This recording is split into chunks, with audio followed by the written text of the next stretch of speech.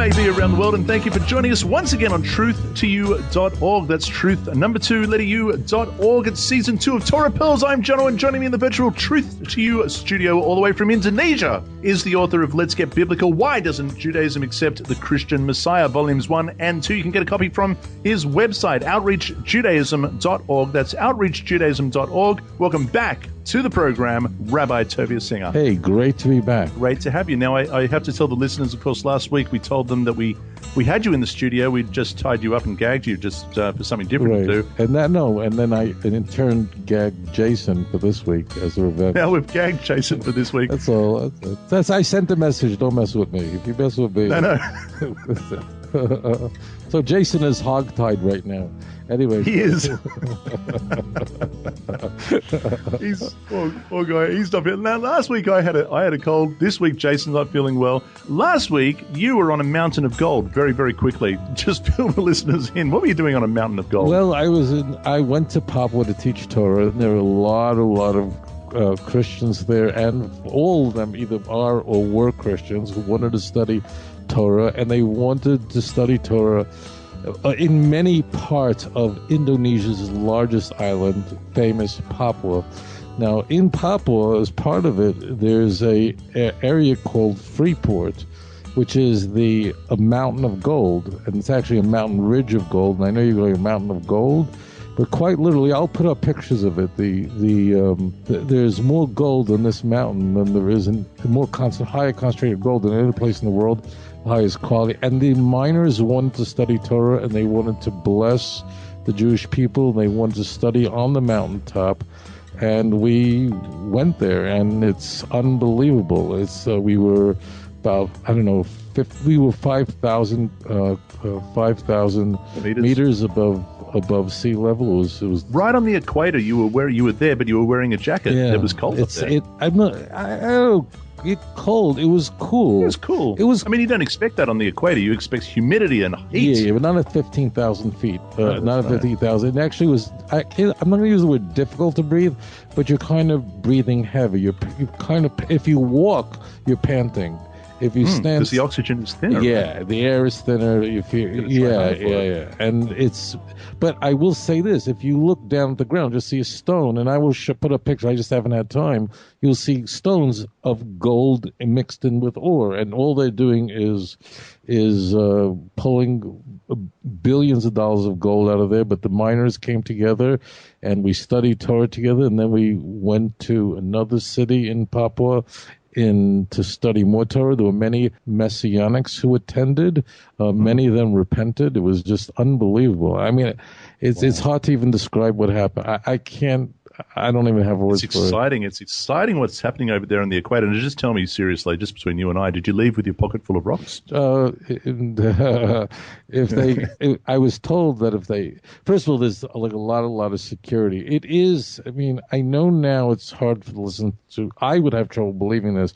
If you look down at the ground, you see gold. If you look at the water, there's a lot of water running there. You see water filled with gold. I mean, it's gold all over. So there's secure a little bit. I wouldn't take one. But if you do, you get yourself in a lot of considerable amount of trouble. It's gold. I mean, you could pick up. I was told, for instance, that one rock that is not like one sizable stone, like the size of your fist, that had the gold wasn't removed from it, but you could see the glistening gold is probably it's worth about $1,000. Wow. Yes. I mean, and you're walking on gold. That I was very clear. I asked, like, what is this stone worth? And I held up a stone the size of, let's say, a baseball. And they explained to me that stone, what was it?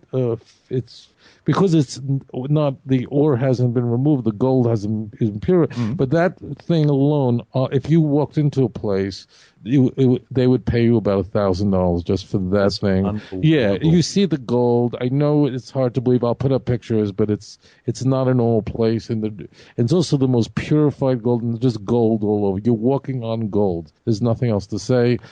I don't know what else to tell you.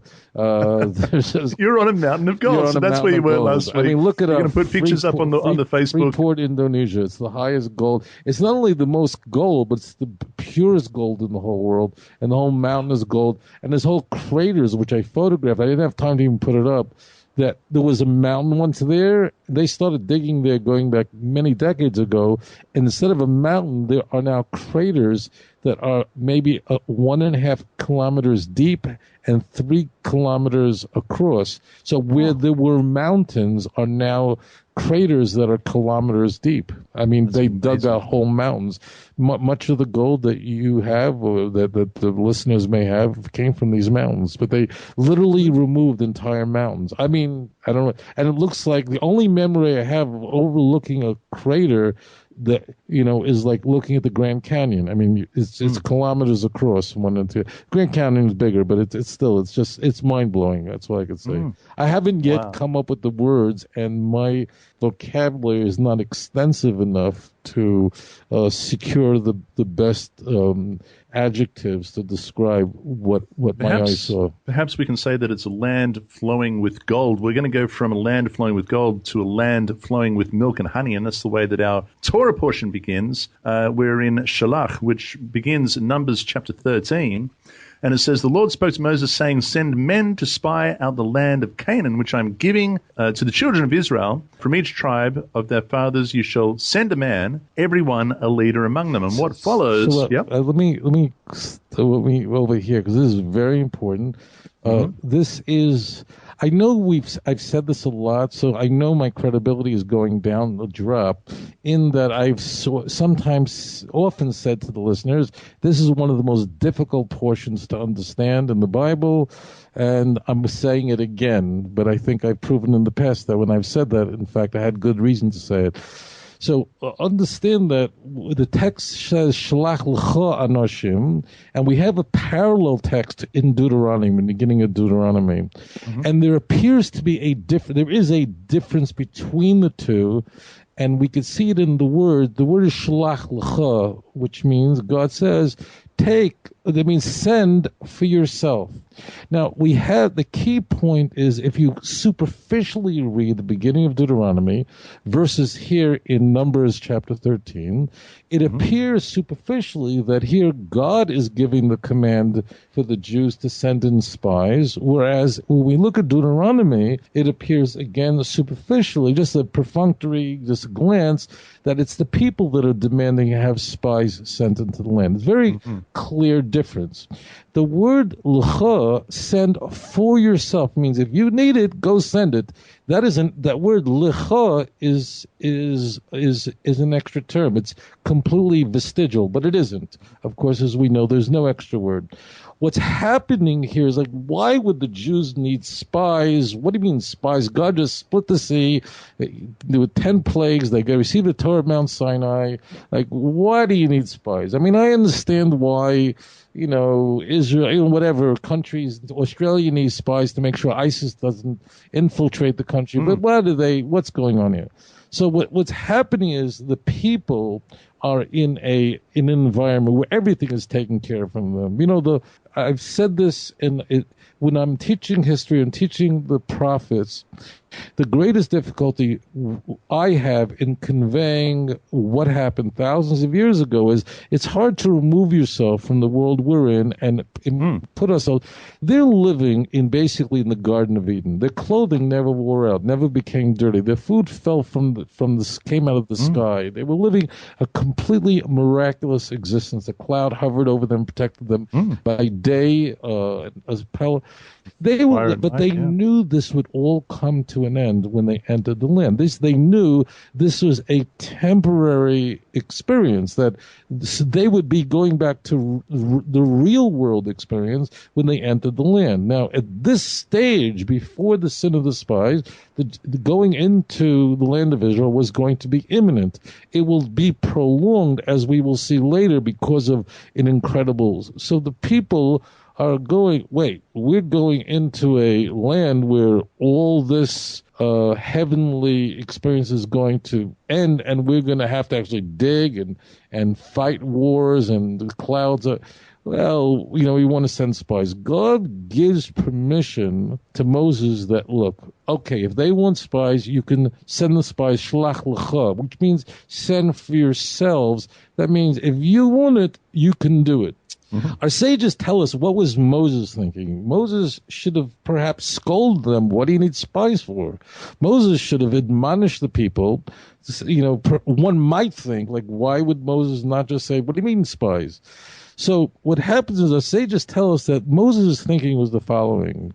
And that is, if Moses says, sure, you want spies, you can go anywhere you want, traverse the whole land of Israel, let's set it all up. They would go, well, if you're that confident, then I guess we don't have anything to worry about. And they give a parable, our sages, of a man who wants to buy a donkey. So he goes to the person selling the donkey and he says, look, before I buy this donkey, I just want to make sure it's healthy and can I give it a test drive?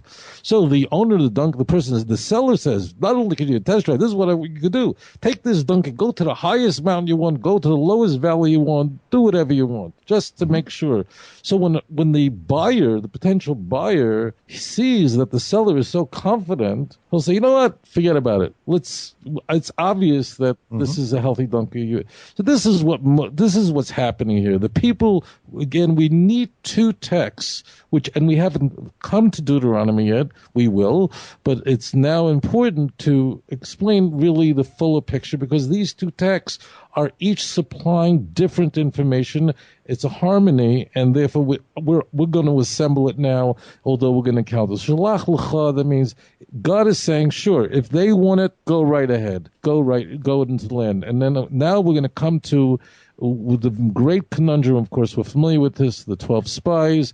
How could they have made this error? What possibly would possess them? And we're going to see what happened then and how it applies to the time we're living in today. Now, before we get to that, there's just a couple of things I want to ask about this list of men who were chosen. People can read the list, the names there of those who were chosen to go. An interesting thing in this list of names is in verse 8, we have Hoshea, the son of Nun. Now, a little bit further back in Numbers chapter 11, verse 28, it says, so Joshua, the son of Nun, Moses' assistant, one of his choice men. Now, over here, only a chapter or so later, it refers to him as Hoshea, the son of Nun. Explanation, Tovia. Yeah, the Bible tells us that, in fact, that Moses called, actually renamed Hoshea, that was his original name, added the Yud to his name, making his name Yehoshua.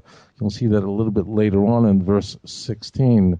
And so the difference in the meaning of the name? Oh, yeah. What he's doing is he's adding a special blessing to Yehoshua. It was very, very important to Moses that Joshua remained strong. There were a few qualities about Joshua that were very critical, that he should remain. That means he is going to and bless and admonish all 12 representatives who are going to spy out the land to be strong. And we're going to see that in a moment. And of course, they are going to be weak. And these were great men who are weakened. And I always used to wonder, how did Ariel Sharon make the mistakes he made about Gaza and so on? And it's always surprising when great people at some stage just completely collapse. For Yehoshua, there was a lot at stake. Yehoshua was a person who was enormously humble. And Yehoshua was a person, he was afraid that could be vulnerable. There was a question about Yehoshua, that Yehoshua was the primary disciple of Moses. As such, it would have reflected terribly if Joshua didn't have that enormous strength to him. So, and Joshua, of course, had already demonstrated his greatness, and therefore the Yud is the letter that represents the name of God. God's name, in fact, begins with this letter, and therefore we have Yehoshua, which means God saves, and therefore we have of course, the significance of this is that Moses is giving him an extra blessing, because if Joshua, who was the primary disciple of Moses, if he would have failed, it would have reflected on Moses.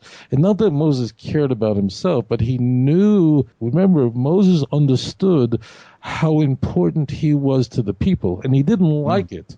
Now, I want to just take we have to walk this back a little bit.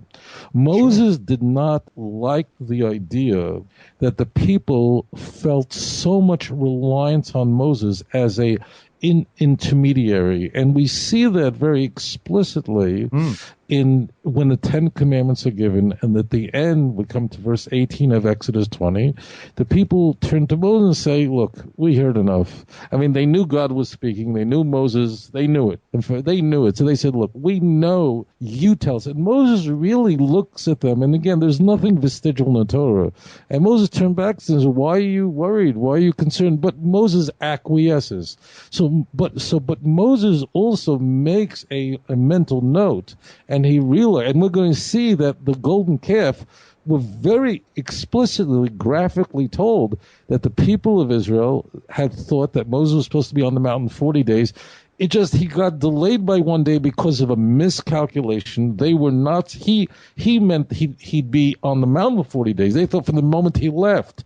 That tells us how the people became so reliant on Moses, and Moses therefore recognized the immense responsibility he had, and Joshua, who was the person closest to him, that this could in some way create a stumbling block.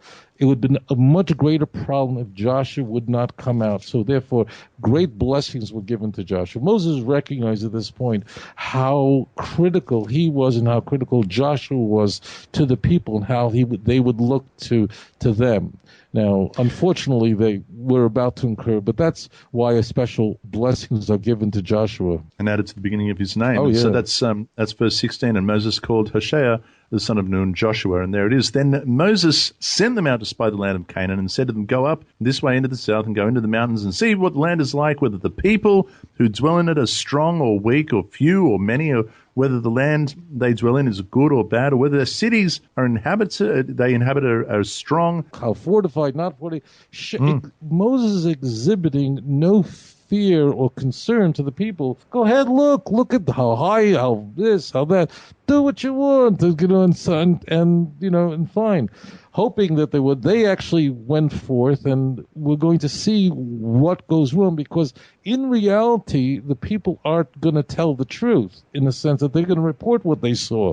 That wasn't the sin. The sin is something horrendous, a mistake that they make, that till this day, the Jewish people who are living a miraculous existence in the middle of the most dangerous place in the world still make to this day. And they return from spying out the land. So they come back with this incredible fruit, and they say, "Look, this place, it's fruit. It's truly the land flowing with milk and honey." Yeah. So up to here, the people are talking fine. I mean, in their first essentially 2 sentences, it's all fine. Yeah, it's beautiful. But then disaster hits in their report, and it should be said also. Well, anyways, if you notice that they came back after 40 days, and that 40 is going to come for a number. When they came back and 10 out of 12 of them, I know I'm always getting ahead. If you notice, I just point to it. They didn't, if there's trouble, let's say I was working for you and a lot of other people, and I saw there was a problem, I say to you, Jono, can I talk to you privately for a moment? Because I'm anticipating there's a problem. But when they came back, you notice what they did. They grabbed the whole assembly. I mean, it says, look at the text. It says they went to Moses and Aaron and the whole assembly, knowing what they're about to report. They didn't pull Moses and Aaron aside. They wanted to be this to be a spectacle, which it was, and it shattered the people. You're going to see what they're going to say, but that alone, we're seeing when they came back, they were in the wrong place. You're going to see what possibly could have happened to them with their orientation, their spiritual orientation, could have been so off. And I know you, the listener, are saying, if I had been there, I would have never have fallen into this trap. But in fact, black people all the time are falling into the trap when people wonder, oh, you know why we can't give away Judea and Samaria?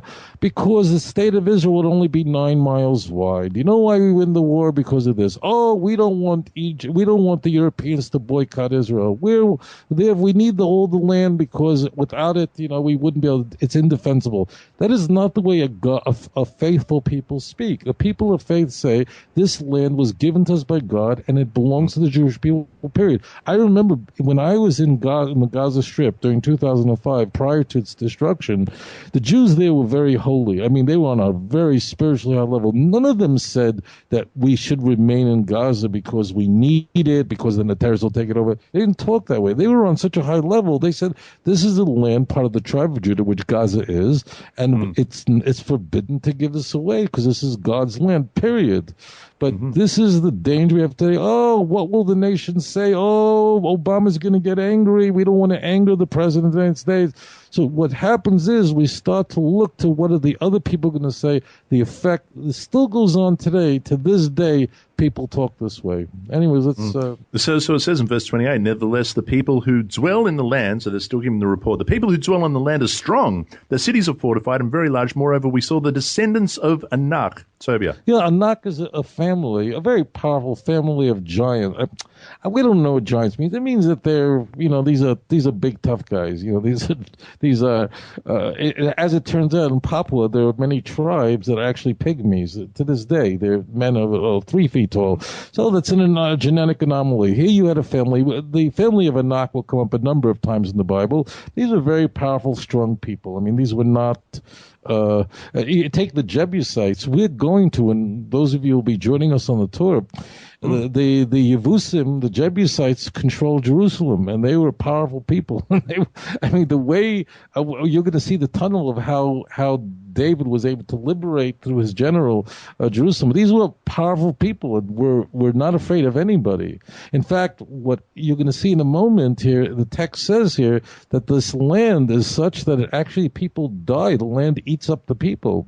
Well, this is what I've got now. This is another thing I wanted to ask you because Caleb, he jumps in here and he says, look, hey, you guys, shut up. Let me talk. Yeah. Let us go up at once and take it as our possession. We're able to overcome it. But the men who had gone with him said, they were quick to respond. They said, we're not able to go up against the people, for they are stronger than we. And they gave the children of Israel a bad report of the land which they had spied out, saying, the land through which we have gone as spies is a land that, and now what I've got in the New King James, it says a land that devours its inhabitants. Yeah, that's what happened was Hashem actually did a miracle. And the miracle, I mean, you watch, say, oh, it's so terrible in Israel, it's so dangerous. Why? Because it's such Hamas, Hezbollah is fighting and ISIS is all over. Well, it's actually a blessing. Hashem is making it that Al-Qaeda and Hezbollah and ISIS are actually killing each other. So a person can say, oh, Israel is such a dangerous place. Or we can say, look what Hashem is doing. He is distracting all the enemies of Israel so that they don't bother with Israel, and they're all out there killing. They're all well, that's what happened.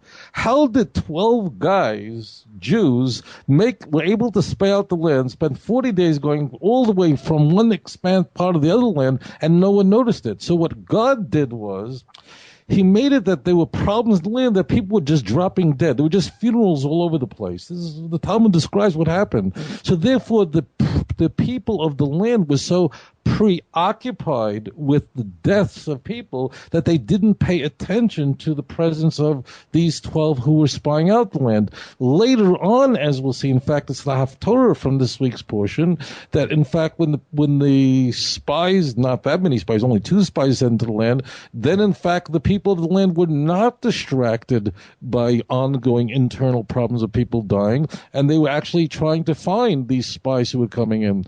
So what's happening is they look at an anomaly, and that is, this is a land where just people are getting killed, but actually civil unrest that results in loss of life. But God was doing that. God was causing the people to be dying and burying people. So they're involved. They've got problems of their own, so they're not going to pay attention to the spies. And that's why we have no record here of the spies encountering a problem of being discovered, of their identity discovered. Later on, when 2 spies are going to be sent by Joshua, those spies actually are discovered, and they have the whole story of Rachav, we're not going to get into, but they are, because this miracle that there are deaths all over the place. So therefore, they've got just people are getting killed all over. They're preoccupied with violence, and these were not any people. You ever watch, I'll tell you just a fast, quick thing. I remember years ago, I was lecturing in San Antonio, Texas, and there happens to be from New York to San Antonio, there's only, maybe it's different today, there was only one nonstop flight that on what was then Continental Airlines. And I'll never forget this. I went to gate, I don't know what, I'm C-38. I don't know, I'm making up that number. I don't know what it was. Mm-hmm. And I saw a human being. I never saw something like this in my life. I'm no exaggeration. The man was 7 feet tall and probably weighed 400 pounds.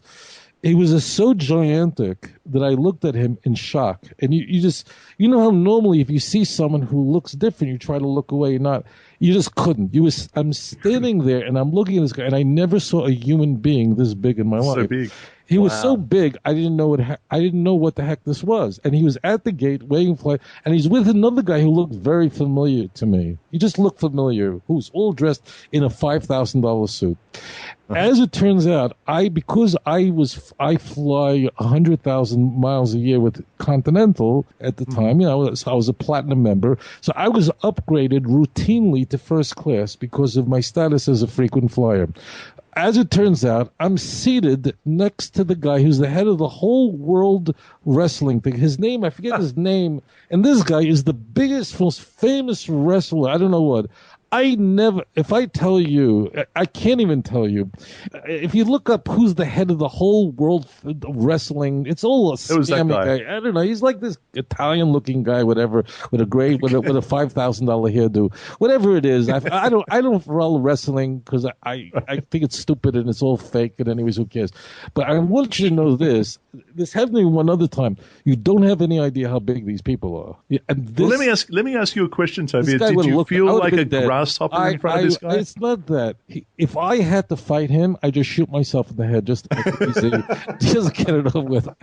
I never saw a thing this big in my life. I really don't know how big he was. It's not just he was tall. I've seen talls. Normally, you think of a tall guy as a lanky. He had a neck that's the size of my waist. Only other time this ever happened, I was in Minneapolis lecturing, and they put me up at hotels, and turned out the Vikings were staying at that hotel, and the whole team came in. These big guys were. I mean, this. No. I got to ask a question because I'm from Australia. The Vikings. What? No. This is just the name of a football team. Football. Okay, yeah. Keep going. So, if you ever encounter, you can't tell by looking on TV how big these football players, how big these wrestlers, because you're looking at 2 guys who are roughly giants, but you can't really tell. If you're in their presence, and I'm like a full-size guy, I'm nearly 6 feet tall, these are just massive with shoulder. I mean, it takes your breath away. So this guy sat next to me with means the seating was that you had the wrestler had the window seat, whatever his name is John, whatever his name is, he was there. And then I had the next seat, just the aisles between us. So I looked at him who are you? You look so familiar. He said, oh, I'm whatever his name is. And I said, who's this gentleman sitting next to you? I was careful. I didn't know, throw me out the window. He said, oh, he's the top wrestler in the whole world. I don't watch wrestling for watch. I was just shocked, and I just couldn't. I mean, he had one Zets from him, and that would be the end of the whole game. I mean, that's are you saying because of the following verses that say, we saw the giants, the descendants of Anak came from the giants, and we were like grasshoppers in their own sight. And so we were in their sight. So this is hyperbole. Is this what you're saying? It's rather saying these are huge, big, strong people and influential people, men of renown, if you like, if I can use words from Genesis chapter 6. I mean, is this what you're talking about? They weren't actually massive people. Yes, but here's the key. All of our sages are staring at one thing. I mean, what grabs the attention of everyone is the reversal of this description. It says we were like grasshoppers in our eyes, and so we were in their eyes. Well, it should have been the other way around. It should have been they took one look at us, and we were like grasshoppers in their eyes, and therefore we felt like we were so small. You understand? It's actually reversed. So the text here is very telling. That means where this problem began is their own self-image. That means the first thing they felt is they felt completely weak.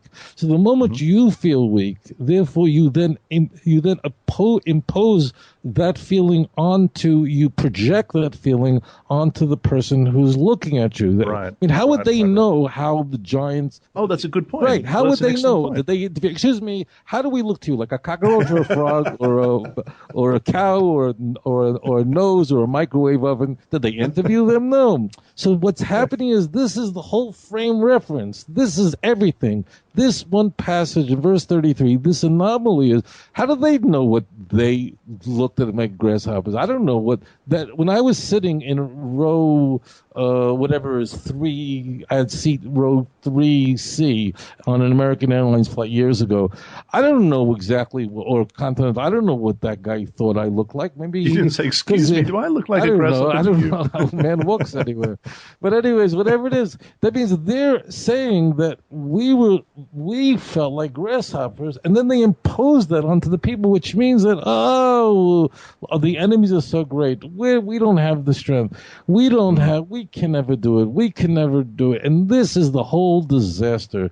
And they injected the poison, didn't they? They literally injected the poison, and it all turns. And what recovery Caleb tried to make of the situation he's overcome. They threw a wet blanket over it immediately, and chapter 14 is the result. Yeah, you were going to say? According to Jewish, this happens on the 9th day of Av, incidentally, and God, in a sense, what happens is Moses is absolutely speechless here. I mean, he is beside himself completely. I mean, after everything that's going on, I mean, this is like, how are you going to ever... And this is going to end with the eyes and where we should be looking with our eyes. And I'm going to leave that for the end of the show. But he is completely beside himself. And like you can understand it. I mean, he was beside himself in the last Torah portion. I don't know how he survived this, but this is what they say. I have to read it. It says, so all the congregation lifted up their voices and cried. And the people wept that night, and all the children of Israel complained against Moses and Aaron. And the whole congregation said to them, if only we had died in the land of Egypt, or if only we'd died in the wilderness. Why has the Lord brought us to the land to fall by the sword, that our wives and our children should become victims? It would have been better for us to return to Egypt. So they said to one another, and this just blows my mind, they said to one another, let us select a leader and return to Egypt. And then Moses and Aaron fell on their faces before the assembly of the congregation of the children of Israel, but Joshua, son of Nun, and Caleb, the son of Jephunneh, who were among those who had spied out the land, tore their clothes and spoke to the congregation of the children of Israel, saying, the land we passed through to spy out is exceedingly good, and if the Lord delights in us, then he will bring us into this land and give it to us, a land which flows with milk and honey. Only do not rebel against the Lord, nor fear the people of the land. They are our bread. Right. What is that? So what's happening here is I want to just look at a few passages and just take apart, disassemble a few passages I think people could read quickly. You notice how in classical Jewish thought, if you read the most dangerous thing is depression. This was Saul's end. This is what destroyed him, is that when we be feeling a sense of hopelessness. In fact, the 17th day of Tammuz, we may have talked, I don't remember which show I talked about it, is one of the greatest fast days on the Jewish calendar. In fact, if it came out on Sabbath, we would fast, and we wouldn't even for the 9th of Av, because that marks a date when the walls of Jerusalem were breached.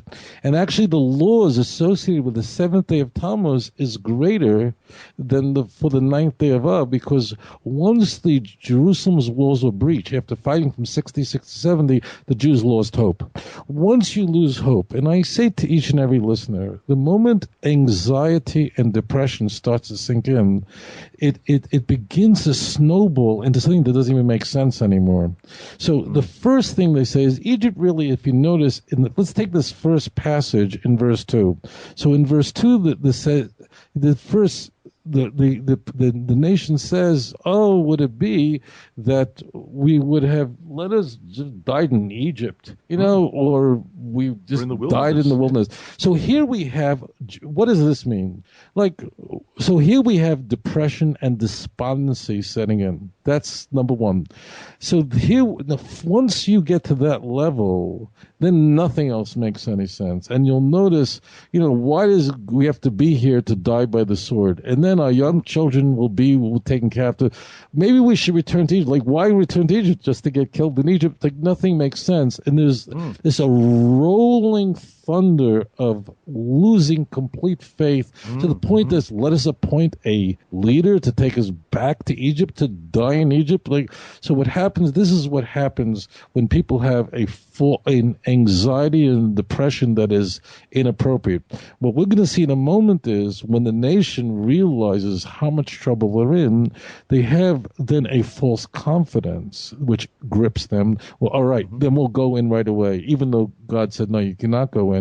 It's going to spin around, and it's not a real repentance. They're just they're just going, oh my God, we blew this one. Quick, let's go up and take the land. And they have the full. So depression in Judaism that's why David wrote the book of Psalms. Many people could have written that book.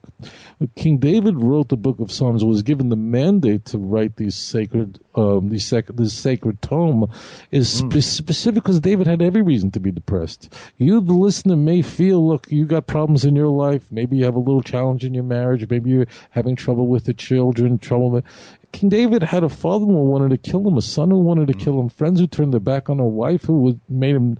King David had every reason to be depressed. No person had a greater reason. But David said, worship God with joy. And even if I'm walking in the valley, I know, God, that you're with me. The Lord is my shepherd. And that's the key. Depression is the greatest danger. That when someone becomes despondent, their whole life unravels before them, and they cannot. They lose their barometer is lost completely. And then when people find out something else, their barometer has been so shattered that everything they do that follows out of depression gets them an enormous amount of trouble. How often do you and I hear? When I hear people who I became a Muslim or I became a Christian, why did you become a Christian? Why did you convert? I was on drugs. I was shooting up heroin. I was vomiting on the street. Then I found Jesus. Well, yeah, if you're in the lowest state, of course, that's where you're going to find yourself in the church. I have never in my life, and I don't even have to ask you, I have never met a person who embraced the Jewish faith who said, I was laying on the streets of southeast LA, laying in my own vomit, and I found Moses. People don't. You see, they never find them, right? Doesn't happen. No, because it's despondency and depression. I say to you, I challenge you, the listener, to think back in your life, my friends. Think back of every bad decision you've made, the ones where you wish you can turn back the clock, and you probably will discover that decisions you wish you can do differently. Whatever it was, I'm not going to cause you more pain. It was not at the high point of your life. It was a moment of despondency and depression, and this is what a person completely loses it and winds up in complete sin because they give up. And they have given up. They've given up very, very quickly. And Caleb and Joshua try their best to overcome the situation. They said to them, "Look, they are our bread. You will tear them up. We'll eat them. It's easy. Don't worry about it. Their protection has departed from them, and the Lord is with us. Yeah. Do not fear them." Yeah, we'll eat them up. We'll eat them up. Yeah. By the way, this language of "be like bread, they'll eat them up," we find in Psalm 14. They eat their peoples. They eat my peoples though their bread. It's a misquote of Paul. I'm not going to go into it, but yeah, they'll eat them up. Right? Not a problem. Yeah, interesting. Yeah. Verse 10, and all the congregation said to stone them with stones. Oh my goodness. Yeah. And this is. I suppose it just seems like they're crushed. They've taken the bait from the bad report, and that's it for them. Not another. This is like the straw that broke the camel's back, so to speak. And this, my friends, I know sometimes I don't want to get into politics, but I know every person listening to the show is wondering, how did the prime ministers of Israel, who were once great men, actually considered giving the Golan Heights to Syria, trading it for peace? And they did that after the 67 war. After the 67 war, the leaders of the generals said, except for Jerusalem, they said, any Israel, we're ready to give it all in exchange for peace. The Arabs went to Khartoum and said the famous 3 no's. So people going, are you stupid? Like, God performed a miracle in 6 days? You liberated the land of Israel? Like, what are you, insane? You're going to give the Golan to a dictatorship, to Syria? God gave it to you as a gift? Hundreds of boys lost their lives. We're going to go on our trip to Israel. We're going to see the Golan.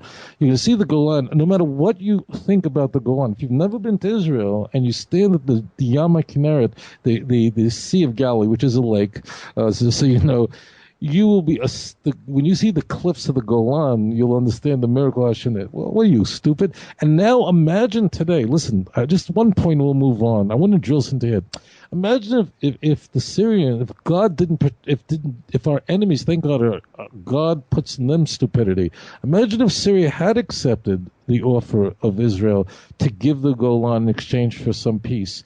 And now the head of Syria, Bashar Assad, this wicked one, is now going to be destroyed. The whole Syria is coming down. What would have happened to that agreement? I mean, even you foolish dreamers who want to give away the land, even practically see it would have been destroyed. But we see today, who was the first prime minister ever in the history of the state of Israel to call Judea and Samaria occupied territory, use the word kibush, was Ariel Sharon, the great bulldozer. So how do great men fall? And I just want this point. I'm not going to, the time is limited for the show, but I know it is impossible to read this event of the past and wonder, how could people be that dumb? How could these are all the leaders of the tribes. How could they fall? My friends, look today at the leaders of Israel. Look how stupid they were at these leaders, Yitzhak Rabin and all these Shimon Peres and all these guys shaking their hands and Ehud Barak, who was the prime minister of Israel. Thank God he's gone. Ehud Barak is the most decorated Israeli military leader in history. The guy has killed more Arabs, they say, than anybody else. This is a guy was the head of Sierra Matkal, the most elite. I didn't know that. Ehud Barak. And I remember him when he was with Arafat and Clinton. He was patting him on the back and smiling and dancing. And this idiot, this yo-yo Barak, is saying, no, we can't have the world say things against us. We have to negotiate. There's no peace. We have to negotiate. You know that Mahmoud Abbas is in the 10th year of his 4-year term. How does a person like Ehud Barak, who was the head of Sierra Matkal, Sierra Matkal is the most elite unit. In fact, Sierra Matkal is one of the only units in Israel that's so elite, these are commandos, that they're never allowed to wear their insignia. We'll never see one with it because they're not allowed to even wear it. He's the head of the whole thing. This is a guy who killed so many terrorists, traveled man of guts, and yet he collapsed. So this reminds me Moshe Dayan and the Temple Mount. Right. In a nutshell, can you just give us that? Because I'm always scratching my head about that. Here it was, you have to understand the context. So here Israel goes to war against Syria and Egypt. What happened was you had Levi Eshkol, who was the prime minister, who was a very weak man. And people, they were digging graves. Anyways, Moshe Dayan was a great hero, great general. Hero. And what happened was a few days, I think it was June 2nd, I have made sure my date, on June 2nd, 1967, I remember this as a child, Levi Eshkol actually gets on the radio in Israel. Everyone's petrified because the gates of the straits of Hormuz are cut off, so no shipping is allowed. The Egyptians saying we're throwing the Jews in the sea. Jews really were writing their wills. I mean, they thought they were dead. Levi Eshkol was trying to soothe and calm the people. And he's a very weak person. And he gets on the radio and he starts stammering and stuttering. It's very famous. You can listen to the speech on YouTube. And the people start crying. And they absolutely demand Moshe Dayan, who was the great hero, to come in. And Dayan comes in, and then June 5th, miracles happen. Literally in 3 hours, the whole Air Force of Egypt and Syria all destroyed. And Dayan says to Jordan, like an idiot, don't get involved in this. This is not for you. Just says to the King Hussein, stay out of it. King Hussein now has Arafat as a roommate, but at the time he was alive, he said stay out. But Hussein, like Hashem, put a stupidity in Hussein's head to shoot rockets at the western part of Jerusalem, and Dayan goes in and wipes them out and takes over them. And you know what he does? He hands over the keys. You know they planted after 67 war. As soon as 67 was over, I spoke to the guy who was the helicopter pilot. His name is Cohen. I forget his first name. He was a member of Knesset, nicest guy. He landed a helicopter on the Temple Mount, the first Jew to ever do that. They planted, you're not going to believe, they planted an Israeli flag on the Dome of the Rock. They planted an Israeli flag on the Dome of the Rock. Because that's the Holy of Holies. To show that. And you know what Dayan said? Take it down. Well, what is this? What is this? A museum? He said, "What is this? Some museum? This is the holiest place on earth." And right away, bro. So look. This bothered me. I struggled with this. These are the leaders of the generation. No, but was it for fear of the enemy that he did that and said, leave it? Yeah, I mean, what are you saying? It is another example of this. Dayan is begging. He says, call us. My phone is waiting. These are the words. My phone is waiting to ring. Just ring it. Ring it. Hashem, thank God. Hashem said, look, you idiot. And he sent the Arabs, thank God, to Sudan, and the idiots voted no recognition, no negotiations, no peace. The 3 no's. But Dayan was ready, take it all. Go, take it. He gave them the Temple Mount right away, gave it over to the WAFC, which is the terrorist police force of the Jordanians, who he gave it, and he took down the flag, the Israeli flag off the dome. And the Arabs were shaking. The Arabs were wearing diapers. Look, let me tell you something. After 67, the Arabs were trembling from the Jews. They really were in Israel. I'm not talking about what was going on, all the talk that was going on, the hyperbole, which the Arabs are well known for in Saudi Arabia and Damascus. But in Israel, the Arabs would shake when a Jew walked by. And then right away he's going, no, we'll make peace. We'll give it all back. Hashem gives a gift. I'm just saying to you, if you don't understand how it's possible, we see it with our own eyes today. How often do we have the former president state of Israel? I'm not going to tell you his name, but it rhymes with Shimon Peres. Anyways, what is the world going to say? The world opinion. What is the world going to say? World opinion. The world hates you. We just had a Holocaust. We know what the world opinion is. We're not interested in the world opinion. The world was against us. The world did nothing to save us. Who cares about the world? Let the world worry about our opinion instead of us worrying about the world's opinion. So we see that this is not just history. This is something that repeats itself over and over again, and we're witnessing it in our lives today.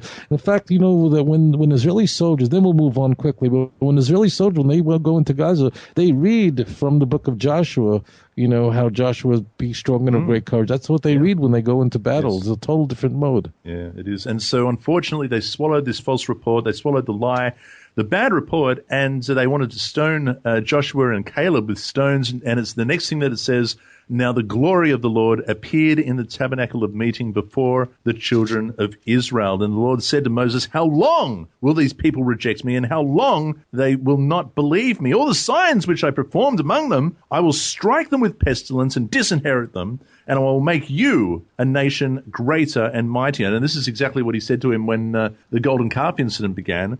And we have a similar...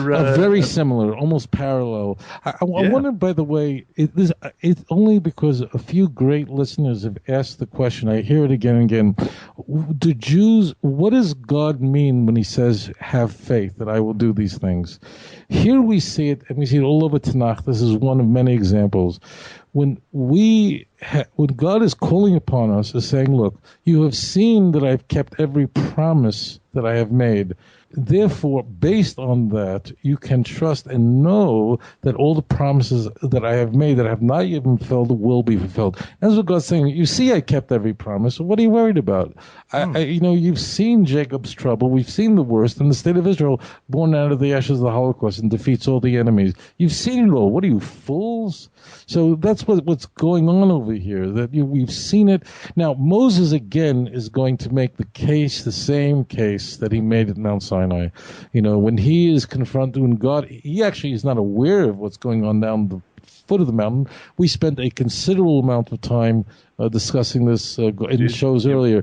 But Moses is really going to make the only case he can make. The people are rebelling, so he can't say, but he is going to say, look, what is the word? Says, so it's going in verse 15. Now, if you kill these people as one man, then the nations which have heard of your fame will speak, saying, because the Lord was not able to bring them up out of the land, and so on and so forth. He said, don't do it. Please, you have said that the Lord is long-suffering and abundant in mercy and forgiving iniquity and transgression, but he by no means clears the guilty, visiting the iniquity of the fathers of the children to the third and fourth generation. Was spoken about that. But he pleads with God, and he says, please just, pardon these people. And then, now this is interesting, Tovia, because the Lord says, I have pardoned according to your word. Now, It's interesting that he says that, because as we read on, they get punished. That means they're not killed immediately. What happens to them is they don't die, with the exception of the actual spies themselves, the 10. Well, they die immediately, but aside from them, Hashem does something very special, and that is, he says, look, you're not going to be able to go into the land. Your eyes deceive you. Your heart just collapses. You don't have what it takes to go into the land, so I'm not going to wipe you out here. In fact, the 40 years is very meaningful. The 40 years, obviously, that you're going to be in the world, even though, incidentally, this will be in the second year, so God is going retroactively, counting from the first year. The 40 years corresponds to the 40 days that the spies were in the land, but it also provides the ability for God to make sure not to kill anyone right away.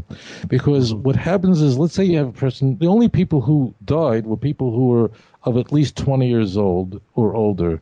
Because I'm not going to go into Jewish law, but in fact, even though a boy becomes bar mitzvah at 13, a girl bat mitzvah at 12, where they have responsibility, they're not fully accountable until they turn 21. And we know today that the frontal lobe doesn't really fully develop until that point. But the key point is that, let's say you have a 20-year-old here who was part of this rebellion, this horrible rebellion. So therefore, God wants this person to at least live to 60, which is, dying before 60 is considered kares. It's early, but it's not bad innings. Yeah. No. But it's at least 60 is a year. Dying before 60 is considered is obviously ominous. We expect it. So therefore, if someone was 20, so just so you understand how this works here, God receded in his acquiesced in not destroying them. So not destroy them means that a 20-year-old would have to make it to 60 years old. So therefore, these 40 years would give the person a reprieve to live a full life, but they can't enter the land of Israel. So you see, the 40-year period provides a precise window to enable people who are alive to live at least some reasonable expectation of life, which would be 60 years. Anything below that is regarded an extremely short life, and the 40 years serves that purpose. And therefore, a person who was 20 at the time, 21 at the time, would have then died at 60 before they entered the land. But they can't enter the land because they're going to mess it up. This is also considered an act of mercy, because the nation was so emotionally messed up, just emotionally depressed, that if they would have been allowed to go into the land of Israel and mess up in Israel, they would have been in much bigger trouble. It's much greater to sin in the land of Israel than outside the land. So in a way, God is saying, you know what, it will be bad for you to go into the land of Israel. I'll give you an example. Sometimes we hear of somebody who suffered, God forbid, for many years of, let's say, cystic fibrosis, a terrible, terrible disease. And they are in great suffering for months before they die. And when they pass away, family members say, even though he died and we're very sad, but in a way he suffered so much. So in a way, we would never wish someone to be dead, but we can recognize that sometimes God causes a death prematurely or a little earlier so that they don't get into really, really serious hardships. And that's what's happened. The 40 years allows the people to live out their lives. So if someone was 50 years old, they could have lived for years and years. And therefore, the immediate death sentences withdrawn, but they can't enter the land. And that's what is to be separated here. So that generation is to die out. And yet, when we go back to verse 3 of 14, it says, why has the Lord brought us out of this land, out of the land to fall by the sword, that our wives and our children will become victims? Or here, in verse 31, it says, God says, but your little ones, whom you said would be victims, I will bring in. I want you to listen. I want you, the listener, to listen to Jono's words right now. I will bring them in, and they shall know the land which you have despised. But as for you, your carcasses shall fall in the wilderness. Now, this is critical. And you, my listeners, are in big trouble with me. I love you guys, but you always ask me the question, because that means there's someone under 20 years old. That means that they just, if you were 18 years old, you were a teenager. And yeah, you may be able to drive in America or Australia, but as far as God is concerned, you're still a child. You ask me, well, is my brother who's still a Christian going to go to hell? And I say to you, Hashem is full of mercy. And if someone didn't have the full requisite intellectual maturity and so on, God would never hold you accountable. Someone asked me yesterday, I wouldn't say who, but I had a listener who asked me if someone suffers from bipolar, which is a terrible mental disorder, and they commit suicide, which ordinarily is a very serious sin. God would never hold someone accountable. And here we see it very explicitly. I get this question constantly. Does God hold people accountable? No. That's why I say to Christians who study with me, if you have no even interested in hearing the truth and you want to be a Christian no matter what, it would be much better if you never came to study Torah with me. It would be better that you just never even met me. Because here you see that Hashem says the wives and children, they're not held accountable. The women were not involved in this at all. The children didn't have the requisite knowledge. They weren't a part of this, and therefore Hashem doesn't hold them accountable. You see it right here. We're going to come in the next chapter. I'm just all drooling. We're coming in the next chapter to a very important driving principle. We're going to come to the next chapter. Let's continue. We're getting there. But obviously Joshua and Caleb are exempt from this situation. One notation. I know I'm interrupting every minute, but that's all right. You guys pay good money to listen to the show. On the date of Moses' death on Zion Adar, the seventh day, in Israel, there's thousands and thousands of people go to Joshua's grave every year. They can't go to Moses' grave, and Joshua is a prophet like Moses. So, in fact, we honor Moses, and they have to actually use an army escort because the idiots gave that land to the terrorists as well. So they actually have to go in like a bunch of grasshoppers. We have to go into these areas that are occupied by Arabs. But anyways, they go to Joshua's, which is all the way in the north in part of Israel. They go to Joshua's grave. Anyways, and Kalev, they're buried right near each other. Kalev and Joshua are buried very close to each other, walking distance. Verse 39, then Moses told these words to the children of Israel, and the people mourned greatly. And then, Tovia, they woke up the next morning, they went, it's all right, we're better now, don't worry about it. Here we are. They lost it all. That means... No, we haven't. No, here we are. We'll go now, as God has promised. For, we realize now we've sinned, it's all right, we're good. And Moses said, no, it's too late. Don't be doing that. If you go up there, God won't be going with you, and you'll be defeated. And they went, no, it's all right. Didn't blow it. I mean, you know what it's like, as a kid when you've been looking forward to something, you're looking forward to something, and then you're tired. It's at the end of the day, and then you lose your temper with something, and then your parents say, that's it. Yeah, You're not getting that ice cream. You're not getting whatever it is.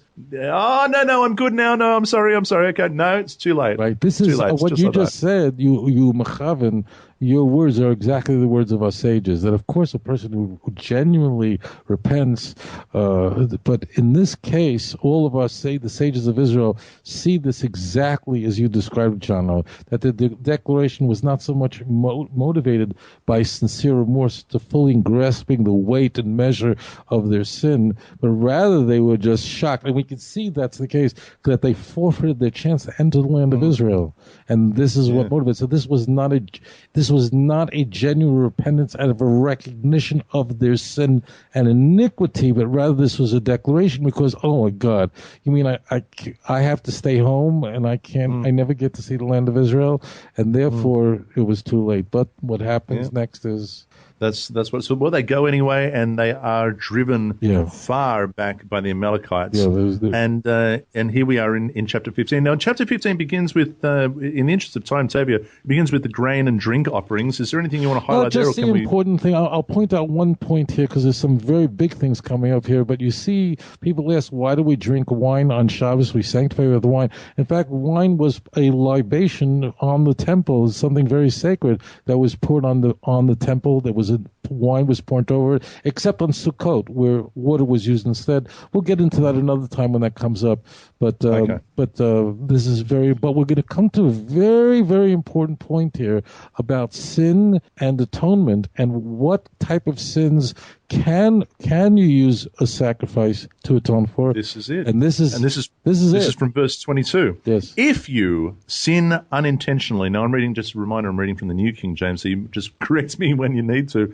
But it says, if you sin unintentionally and do not observe all these commandments which the Lord has spoken to Moses, all that the Lord has commanded you by the hand of Moses, from the day the Lord gave the commandment and onward throughout your generations, then it will be, if it is unintentionally committed, without the knowledge of the congregation, that the whole congregation shall offer one young bull as a burnt offering, a sweet aroma to the Lord. It is with its grain offering, its drink offering, according to the ordinance, and one kid of the goat as a sin offering. So the priest shall make atonement for the whole congregation of the children of Israel. It shall be forgiven them, for it was unintentional. Right. You can bring a sacrifice because it was an unintentional sin. I mean, we've talked about this all the time. Yep. And this is the theme. If it's unintentional, you can bring a sacrifice.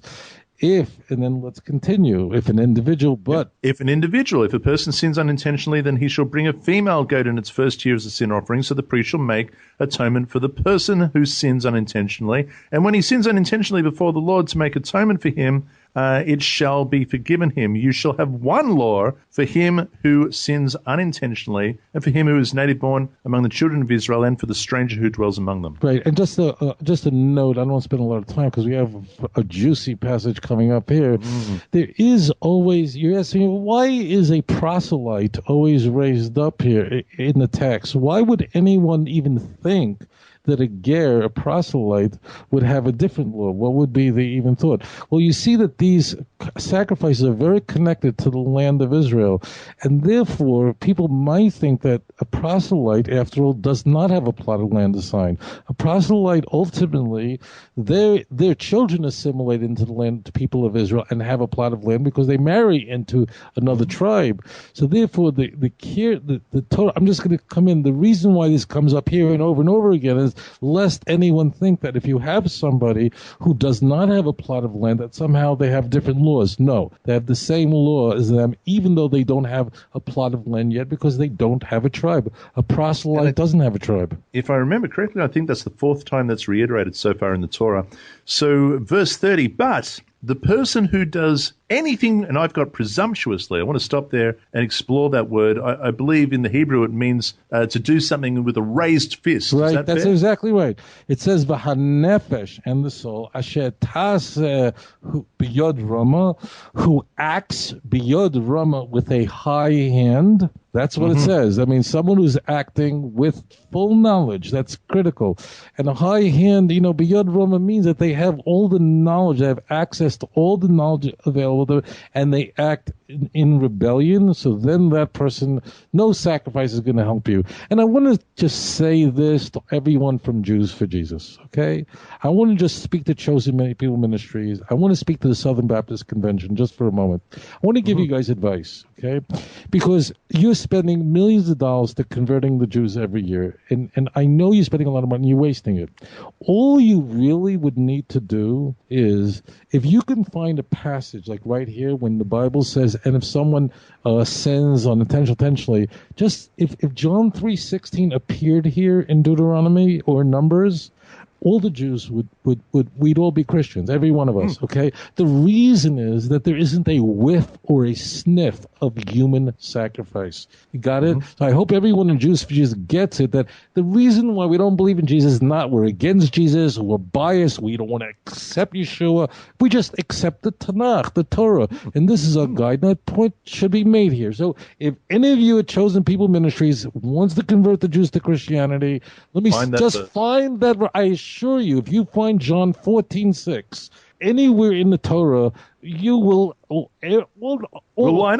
line up from the back. But if you can find it, then stand out of our way and don't tell me that you had a cold and you prayed to Jesus for 3 weeks and your cold went away. That's just not going to cut it, okay? So if you tell me, you had syphilis and it took it away, I'm not interested. I'm interested in Torah. I'm not interested in hearing that you had hemorrhoids for 6 weeks and it went away, and I should believe in Jesus because you don't have to run to the bathroom for every 10 minutes. I need a better reason. They had a feeling like electricity, and then someone said something which was the same. And I don't want to hear that a guy in South. It's always. And by the way, I had a guy. In South Korea, someone resurrected from the dead. They told me this. So I said, really? It's always interesting. It happens in South Korea. Why can't it happen? Like, why not here? Why is Mary always appearing in the Philippines and in Sao Paulo? Why does she appear in I don't know in New Zealand? No, she's appearing where people wanted to appear. This is it.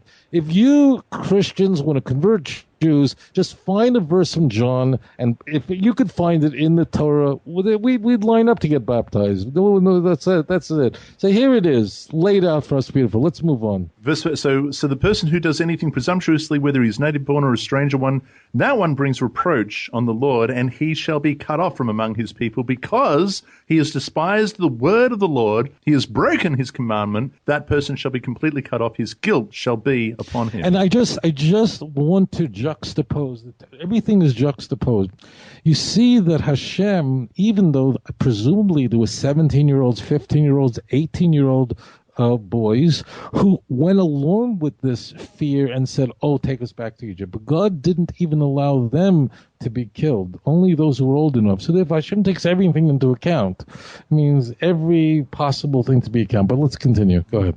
So it says, now, while the children of Israel were in the wilderness, they found a man gathering sticks on Shabbat. And those who found him gathering sticks brought him to Moses and Aaron, and to all the congregation. They put him under guard, because it had not been explained what should be done to him then. Right, just a point. They knew what should be done to him. That means they already knew that he's supposed to receive the death penalty, but they did not know how the death penalty should be carried out and the laws of death penalty. I mean, here we have a situation, a stunning situation. He went and gathered wood publicly. I mean, if you're going to light a cigarette on Shabbos, like do it in your bathroom, like when you were 13. But right. He makes a right. I don't know where you were when you lit up your first joint, but you didn't do it probably walking down. Stop laughing, Jonah. But you probably didn't do it walking down Broadway, right? No. So this is a very. This guy goes out and he does a big public thing. But it immediately follows the person who does anything rebelliously, presumptuously, with a high fist. He's gone, I know it's Shabbat. I don't care. I need wood for whatever it is, my work that I'm doing. I'm going to go and collect wood. Doing it now. I don't care that you're all watching. This is a very odd event. So we have, again, misguided people who are trying, one is let's go conquer the land of Israel, even though we're told we're not going in. I'm going to just make a spectacle of myself to know people should keep Shabbos because look what's going to happen to me. This is all, That's crazy. So then the Lord said to Moses, the man must surely be put to death. All the congregation shall stone him with stones outside the camp. So the Lord commanded Moses, and all the congregation brought him outside the camp, stoned him with stones, and he died. Now that is that. Now we have this last little piece, which is beautiful in our Torah portion. This is the way it ends, and it reminds me, I like this because it reminds me of the time you and I first met in Jerusalem. We stayed up till all hours talking in the foyer of the hotel. In fact, we'll be going back to that hotel, the Grand Court in Jerusalem, on the tour this November. And you made a comment about my zitziot, and because they had the techelet, right, the blue, yes, and you brought out yours as well, which also had the blue in them, and I don't know, it's just a memorable experience. I should say that it was a childhood friend of mine. We went to yeshiva together, whose name is Baruch Sturman, who was the one responsible for discovering this creature, this marine snail, whose blood secretes this color. There's more to it. We're not going to go into it, but we really haven't had the tchila for roughly more than 2,500 years, and the chilazon was discovered, and it takes about 60 of them to make one set of tzitzis. They're quite costly, but you'll see here there is an allusion to the fact that the Jews might not have the tzitzis with the blue in all generations, and you'll see this in an anomaly of this passage. So it says again, the Lord spoke to Moses, saying, "Speak to the children of Israel, tell them to make, I've got tassels on the corners of their garments throughout that generation, and to put a blue thread in the tassels of the corners, and you shall..." Now, there's an anomaly right there. The text is actually superficially not well structured.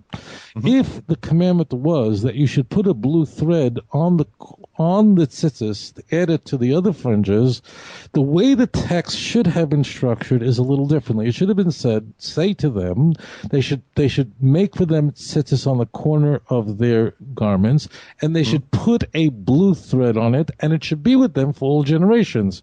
But you notice the text doesn't read that way. The text says that the tassels will be on the corner of the garments for all generations. But then it breaks, and then it goes, and you should put on the tzitzis a blue thread. The break is that's very strange. The Doros sum for generation should be at the end, but in fact we would not have the chilazon for all generations. God didn't speak to me in a dream, but it appears to me that our discovery of this creature at a time where it appears, I think, to most people of faith that we're living in the Messianic age, is that God is setting everything up. But this is the tchelas, the blue thread that has been given back to us that we've discovered. Beautiful. And it says that you may look upon it and remember it. Yes. Because what is happening here is, again, what is this doing? My friends, whenever you're reading the Bible and you come to a passage and you're going, and the chatter just appears out of nowhere, just stop and think. The Torah, what has happened up to now is people have been looking at giants, looking at big people, looking at valleys, looking at things, and it deceived them and led them astray. Their hearts became afraid. Their eyes deceived them. Therefore the Torah says, look, you're no longer slaves of Egypt. You're now wearing the clothing, the garments of the servants of God. Look at these mitzvahs. The word tzitzis, each Hebrew letter has a numerical value. Tzitzis equals 600, and of course it has 8 strings and 5 knots, so 613. But according to Jewish tradition, if a person is about to sin, a person is considering sin, a man in particular, that if you just take the tzitzis and stare at them, it'll stop try it out. Seriously. I don't wish that you should ever be enticed to sin, but if you ever are about to sin, or you feel like you're about to do something that maybe God wouldn't want you to do, take your tzitzis and just look at them and see what happens to your desire to sin. Just meditate. Try it. Give it. I say test the Bible. It means I don't really want you to be enticed. It's not a good thing. But I'm saying if you find yourself in a situation where you feel enticement, take out your tzitzis and stare at them and see how good you're going to be. A really lousy sinner if you do that. And then it says it's to remember all the commandments of the Lord and to do them, and that you may not follow the harlotry to which your own eyes. That's what we just finished doing. You've been following your eyes and your heart. Your heart became afraid. Your eyes looked at the giants and got scared, and that's what leads you astray. This is juxtaposed against this monumental error where people follow the fear of the heart and followed what they saw with their eyes, not bearing in mind that Hashem can conquer all of our enemies. Asher atem zonim achreim l'man tizku, so you should remember all the commandments of the Lord our God.